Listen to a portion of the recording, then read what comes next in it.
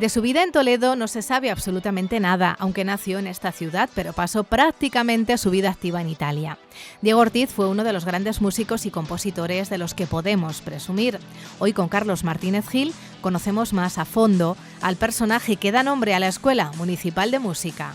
Porque a partir de él se desarrolla buena parte de la música para instrumentos, no solamente para el violón, viola de gamba, sí, o violone, como se llamaba en Italia, sino también para el desarrollo del lenguaje que van adquiriendo los instrumentos, primero apoyándose en la música cantada, porque se hacen versiones instrumentales de música cantada, sí, y luego poco a poco se van independizando de esa dependencia de la música cantada para adquirir un lenguaje propio.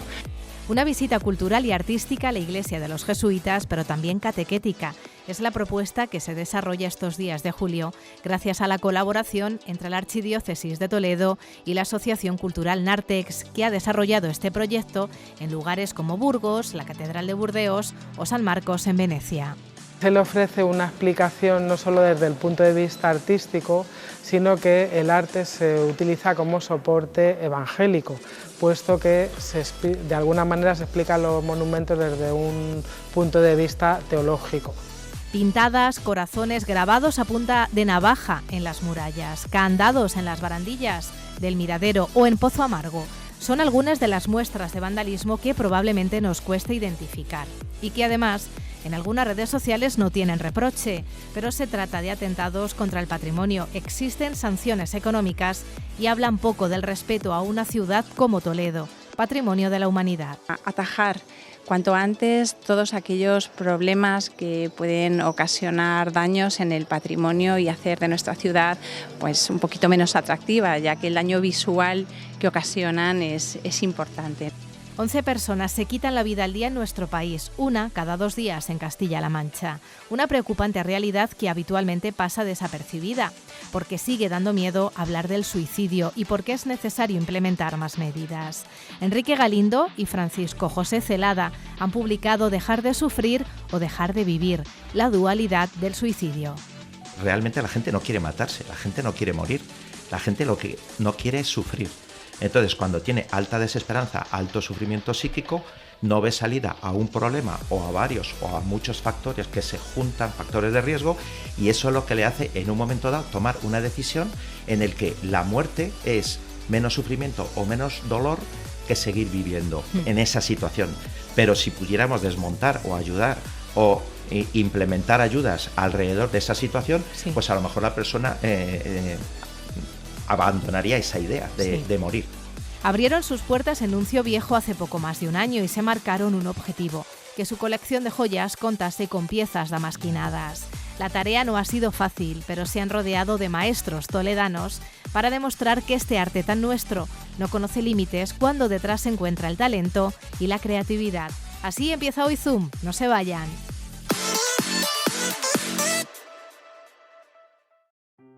Yo lo que tengo aquí es el proceso del damasquinado y me gusta explicarle al cliente cómo está hecho, como te comentaba antes, pues porque para apreciar y valorar las cosas y amarlas de verdad uno tiene que saber cómo está hecho. Entonces, claro, cuando le explicas que este es el hilo de oro que el damasquinador introduce con esta herramienta sobre la base de acero, pues claro, el cliente se queda sorprendido. Dice María que Vintage López Linares no es una joyería ni una tienda de bisutería al uso. A ella le gusta explicar qué hay detrás de unas piezas que llaman nuestra atención por su originalidad y su belleza. No nos resistimos a conocer su última colección.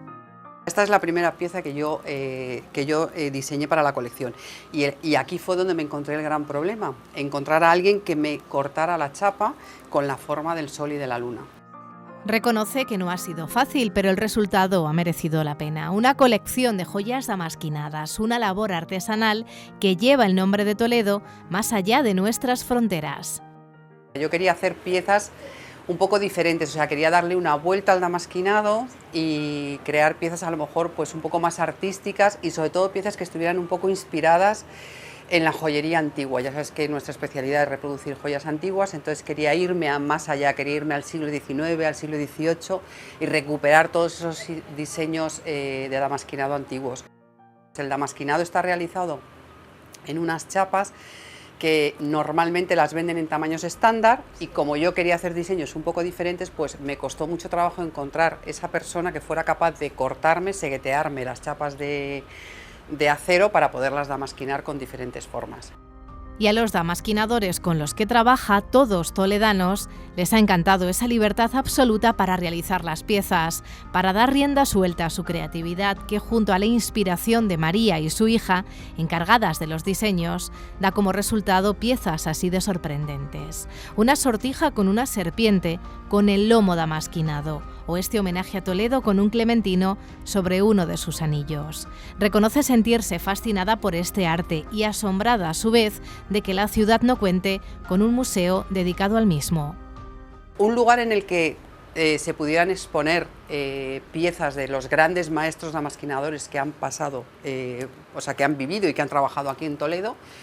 Un museo vivo, ¿no?, en el que no solamente se puedan ver piezas, sino se puedan hacer talleres, pueda haber una escuela para que esta artesanía no se pierda, porque al final es una labor de todos el conseguir que el damasquinado siga vivo en la ciudad de Toledo, ¿no? Ella, desde su joyería de la calle Nuncio Viejo, ya ha puesto su granito de arena. Por cierto, aquí no solo acude gente de fuera, los toledanos también se interesan por la originalidad y la belleza de sus diseños.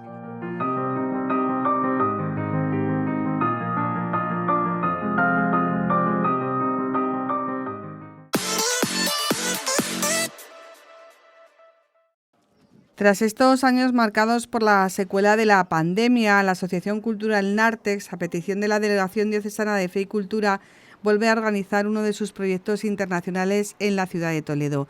3 voluntarios, 2 españoles y un inglés, son los encargados de ofrecer de manera gratuita, hasta el 23 de julio, una acogida a todos los turistas que lleguen al templo de San Ildefonso, sin el servicio de un guía de turismo oficial, y de acompañarle en una visita catequética en la que el arte y la historia recuperarán su profundo sentido cristiano. Se le ofrece una explicación no solo desde el punto de vista artístico, sino que el arte se utiliza como soporte evangélico, puesto que de alguna manera se explican los monumentos desde un punto de vista teológico. Los voluntarios han recibido una formación previa gracias a la Delegación Diocesana de Fe y Cultura, donde se ha insistido en las aportaciones que desde el conocimiento teológico se pueden hacer a la explicación de un monumento como este. Esas claves son descifradas, son comunicadas, son compartidas en un ambiente muy cordial, muy acogedor por parte de estos jóvenes voluntarios. Nos ha parecido una idea magnífica volver a retomarla, volver a ser referente en España, Toledo, cómo no, ser siempre acogedor, ser siempre una palabra viva para el visitante que viene en varios idiomas y que realmente puede descubrir la verdad de lo que está visitando.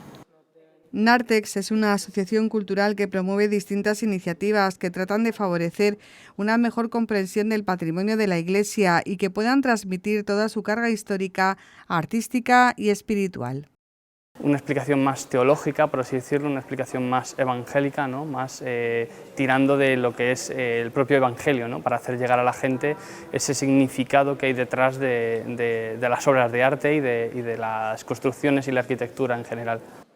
Para apoyar la labor en Toledo cuentan además con otros guías que también pertenecen a esta asociación y que sirven de nexo de unión entre voluntarios y visitantes. Nuestros voluntarios van a informar a los visitantes que así lo deseen sobre la orden de los jesuitas, sobre la construcción de la iglesia, sobre el periodo de la Contrarreforma y cómo el barroco es el lenguaje artístico para difundir estas ideas de la Contrarreforma. Van a darles a conocer la figura de San Ildefonso y su vinculación con la ciudad de Toledo. Además de en Toledo, los voluntarios de Nartex van a estar en multitud de templos europeos como las catedrales de Burdeos, San Marcos de Venecia o Münster en Alemania, entre otros, cumpliendo así los objetivos para los que nació esta asociación.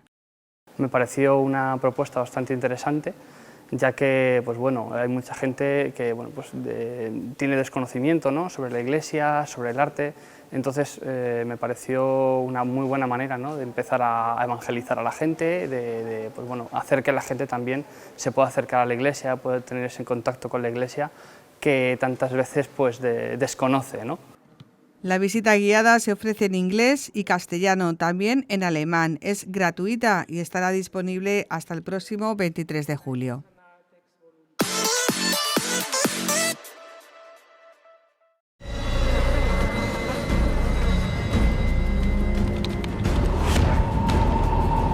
Se ha convertido en el mayor fenómeno de la novela negra española en los últimos años y la prueba de ello es que Carmen Mola, seudónimo de los escritores Jorge Díaz, Agustín Martínez y Antonio Mercero, publicaron Las Madres en septiembre de 2022 y se ha convertido en el libro más prestado en la Biblioteca de Castilla-La Mancha. Buenos días, bilbaínos. Segunda jornada de la Aste Nagusia 1983. Se autodefine como una escritora de tormentas y en su última novela, Esperando el diluvio, se basa en hechos reales para hablarnos de un asesino en serie y una de las mayores tormentas del siglo pasado. Está en el segundo puesto de la lista. Tanto Patria como Hijos de la Fábula nacen en el momento en que ETA deja de cometer atentados. Y en Hijos de la Fábula, Fernando Aramburu se preguntó si realmente todos los militantes de la banda terrorista estaban de acuerdo con esta decisión. Cargada de ironía y humor, con la novela vuelve a demostrarnos que sabe contar historias como nadie. Los toledanos la sitúan en el puesto número 3. Inspector Kraken. Ya no. Escuche atentamente. Tenemos a su madre y no se la devolveremos hasta que usted nos entregue el libro negro de las horas de Constanza de Navarra. Y atención a Eva García Sáenz, de Urturi, autora de grandes éxitos como la trilogía de La Ciudad Blanca y Aquitania, porque 2 de sus obras aparecen en la lista de los más prestados durante la primavera. El libro negro de las horas y El ángel de la ciudad gusta a los toledanos.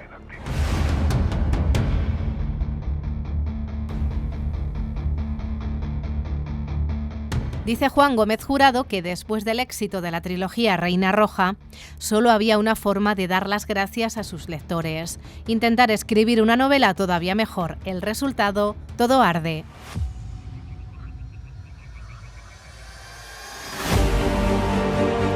Y como habrán comprobado, después de este repaso, lo que más gusta a los lectores de la biblioteca es la novela policíaca y de misterio. También está Javier Castillo con El cuco de cristal y el único título extranjero que se cuela en la lista, La secta de Camila Lackberg y Henry Fexeus. Claro que no podía faltar Arturo Pérez Reverte con Revolución, que es mucho más que una novela sobre los sucesos acaecidos en México en el primer tercio del siglo XX. Y para cerrar la lista, en el puesto número 10, la novela finalista al Premio Planeta 2022, Cristina Campos, e Historias de mujeres casadas.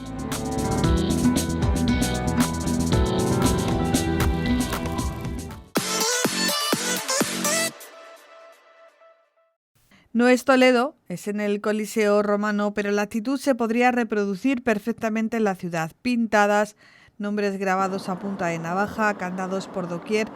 Son acciones provocadas que atentan contra el patrimonio, aunque no lo identifiquemos como tal.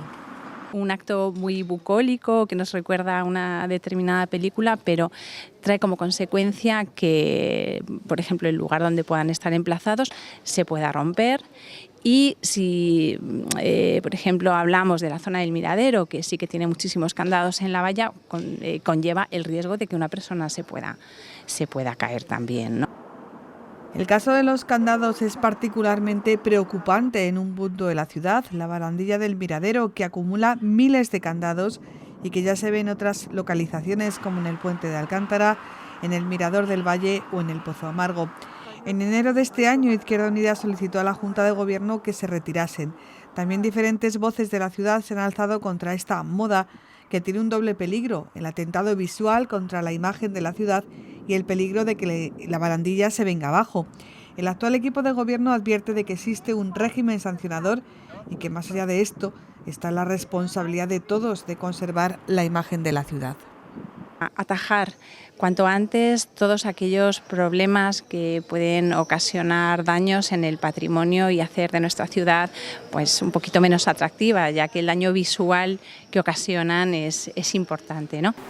Pero hay más atentados contra el patrimonio, como por ejemplo las recurrentes fotos encaramados a la estatua de Pamontes, el robo de pendones, como el que se produjo en la librería Ortega el pasado Corpus. Se trata en definitiva de concienciar a ciudadanos y visitantes de que estamos en una ciudad patrimonio que hay que respetar y que el patrimonio es de todos y para el disfrute de todos.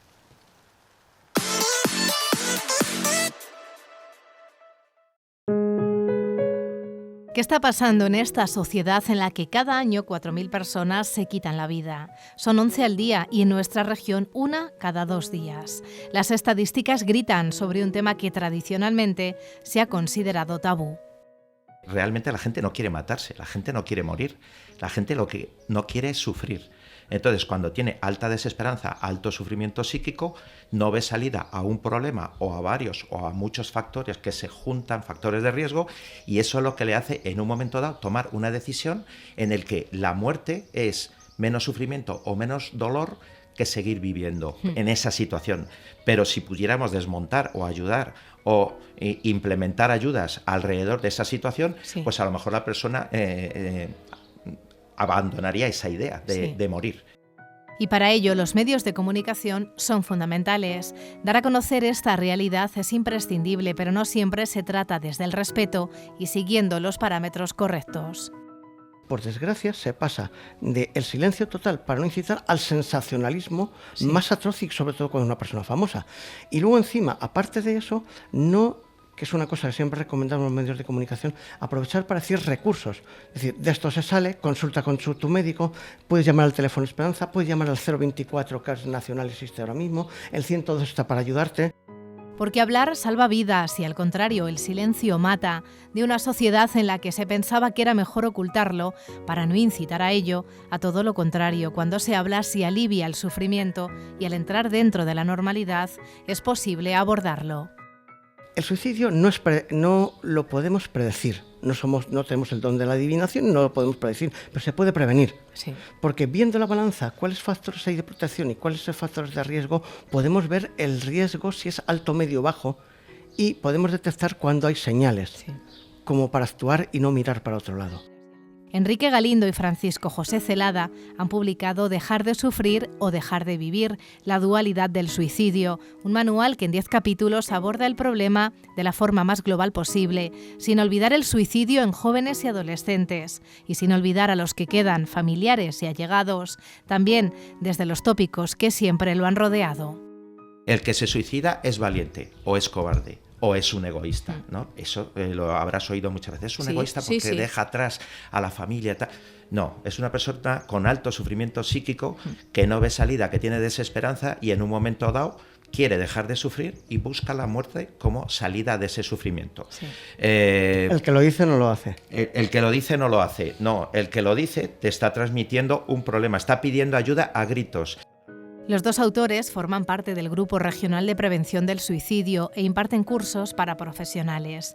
Tienen claro que el suicidio se puede prevenir y que el primer paso consiste en hablar de ello porque casi nadie quiere morir, sino dejar de sufrir y la muerte no es el camino para ello.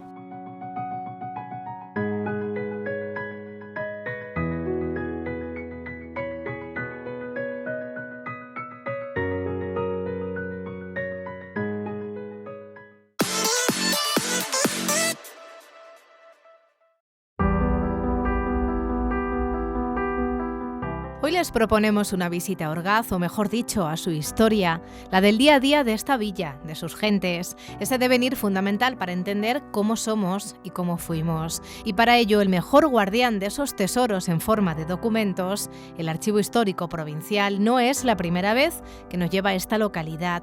Ya nos habló de su antiguo teatro, el Calderón, fundado por la Sociedad Dramática de Orgaz en 1885, o de las Almazaras, que durante los años de posguerra pertenecieron a don Aquilino Bravo Carbonell y de esos libros en los que se anotaba cuidadosamente su actividad diaria. También de la Guerra Civil a través de Juan, una de las víctimas. Ahora se fija en estos otros documentos.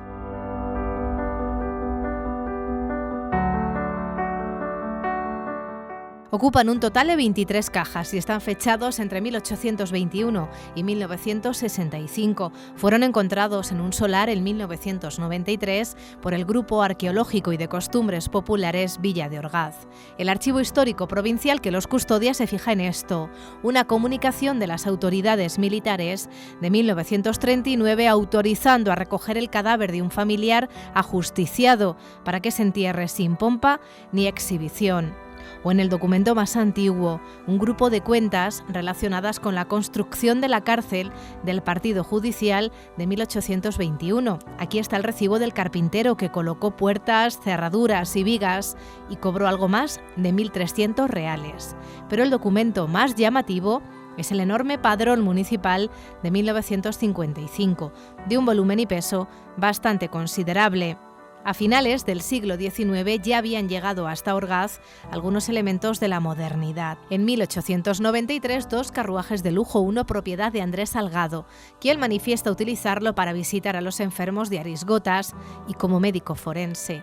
Un año después, encontramos el primer arrendamiento del servicio de alumbrado público, que se adjudicó a Zacarías Herencia por 472 pesetas y especificaba el suministro de petróleo, tubos, mechas y trabajo de limpiar y encender las 29 farolas que existen. Y esto es solo un ejemplo de los tesoros que guarda el archivo, por cierto, accesibles a quienes quieran consultarlos.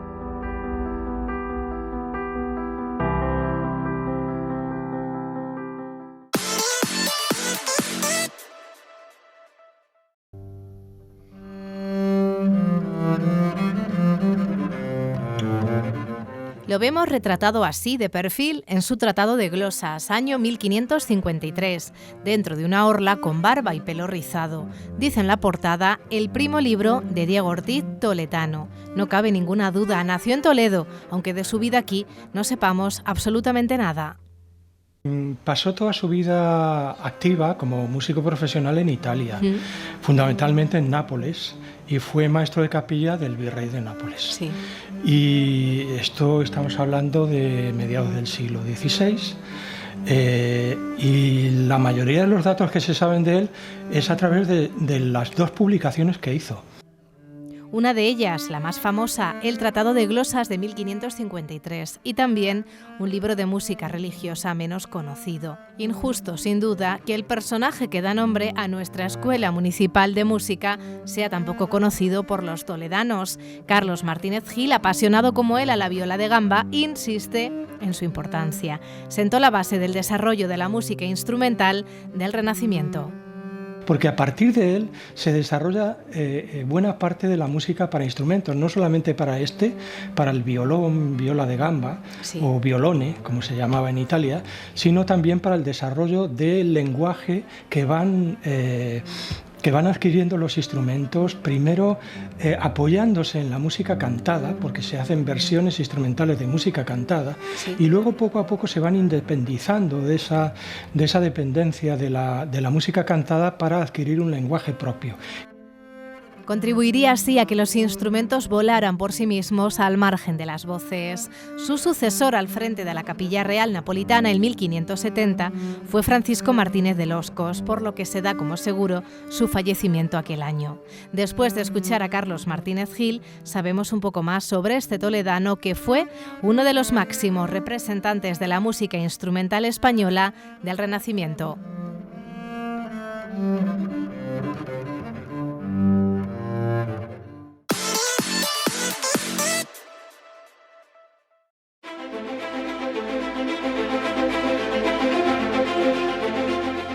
Primero fueron los retratos pictóricos, después llegó el daguerrotipo, pero tener una imagen real solo era un lujo al alcance de los más pudientes, hasta que las galerías fotográficas se extendieron por las ciudades más grandes, mientras las pequeñas contaban con fotógrafos ambulantes que acudían a fiestas y eventos. Así es como la fotografía comenzó a formar parte de nuestro patrimonio sentimental.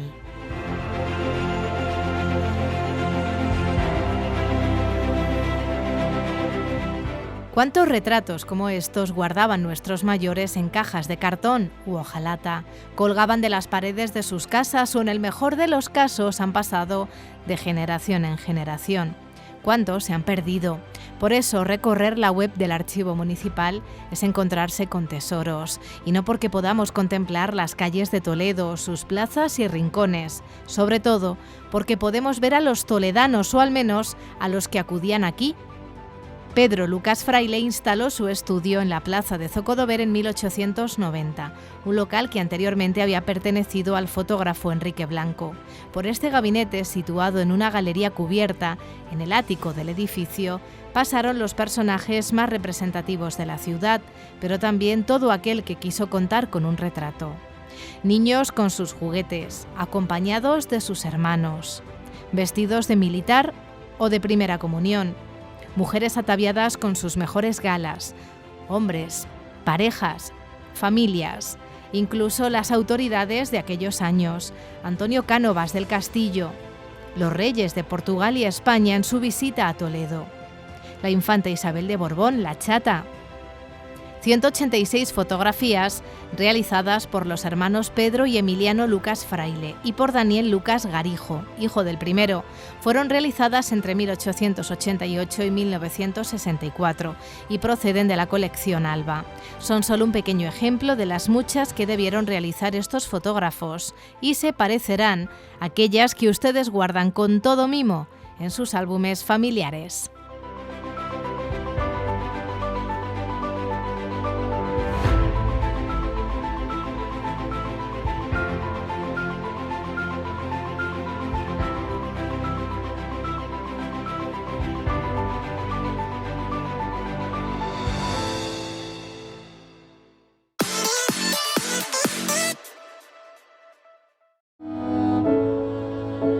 Los veranos de antaño, en los que el calendario parecía no avanzar, nos bañábamos en ríos, lagunas, acequias o piscinas. Nos reuníamos con la pandilla de amigos en el pueblo. Salíamos a la puerta de casa a tomar el fresco con los vecinos.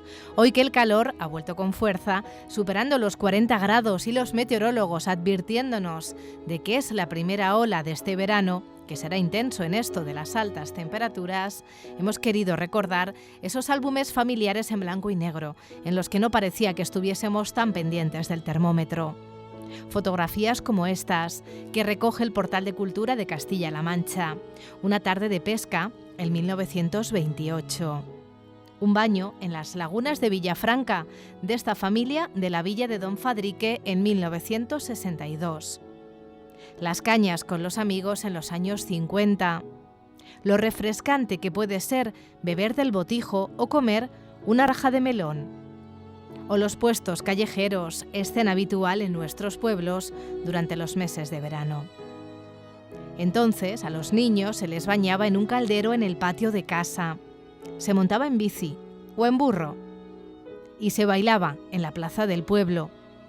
Y se disfrutaba de las fiestas patronales con toros y sus damas de honor y músicos. Todas estas fotografías pertenecen a los fondos gestionados por los archivos históricos provinciales de nuestra región, entre los que destacan Luis Escobar, Francisco Goñi o la Casa Toledana Rodríguez y, por supuesto, el pintor y fotógrafo albaceteño Pedro Román. Todas nos transmiten el sabor de épocas pasadas, la nostalgia de un tiempo sencillo, en el que era necesario poco para ser feliz.